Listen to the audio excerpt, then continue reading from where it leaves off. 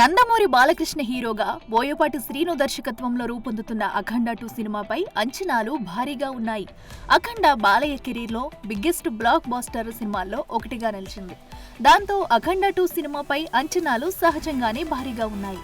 పైగా బాలకృష్ణ నటించిన ఇటీవల సినిమాలు Veera Simha Reddy, Bhagavanth Kesari, Daaku Maharaaj back to back success గా నిలిచాయి.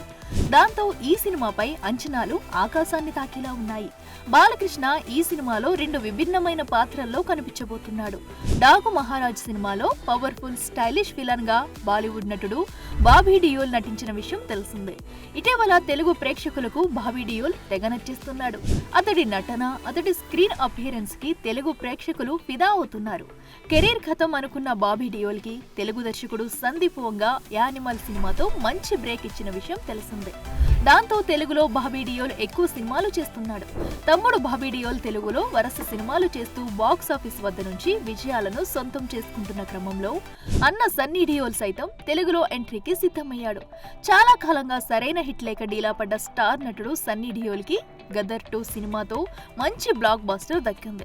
ఆ సినిమా బాక్స్ ఆఫీస్ వద్ద 100 కోట్ల వసూళ్లు నమోదు చేయడంతో మరోసారి బాలీవుడ్ సన్నీ డియోల్ బిజీ అయ్యాడు. గదర్ 2 సినిమా తర్వాత సన్నీ డియోల్ నుంచి జాట్ సినిమా వచ్చింది. తెలుగు దర్శకుడు గోపీచంద్ మలినేని దర్శకత్వంలో రూపొందిన ఆ సినిమాకు పాజిటివ్ రెస్పాన్స్ దక్కింది. బాలయ్య ప్రస్తుతం చేస్తున్న అఖండ 2 సినిమాలో సన్నీ డియోల్ ను నటింపజేసేందుకు ప్రయత్నాలు జరుగుతున్నాయి.